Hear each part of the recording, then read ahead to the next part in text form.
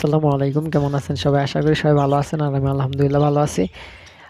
দেখতে পাচ্ছেন এই জায়গায় একটা বাজিঘর পাখি প্রায় ৪ টা বাচ্চা ফুটে বের হইছে। এখানে ডিম পেড়েছিল মোট ৬ টি আর ৪ টা বাচ্চা ফুটে বের হইছে। আর ওই যে পাশে একটি ডিম দেখতে পাচ্ছেন, এটা হচ্ছে ককাটেল পাখির ডিম।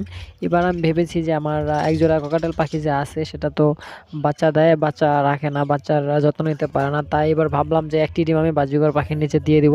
আর এই বাজিঘর পাখি প্রায় ৬টি ডিম পেড়েছিল আর এখান থেকে আমি ২টি ডিম অন্য জায়গায় সরিয়ে দিয়েছি। আমার আরও বাজিঘর পাখি আছে, ওগুলোর নিচে দিয়ে দিয়েছি। আর যে ৪ টা বাচ্চা ফুটে বের হইছে তার সাথে আমি আরেকটি ডিম দিলাম। এটা হচ্ছে ককাটেল পাখির ডিম। আপনারা সবাই দোয়া করবেন যেন এই ককাটেল পাখির ডিমটা ফুটে বের হয়। আমি আশা করতেছি ডিমটা ফুটে বের হবে।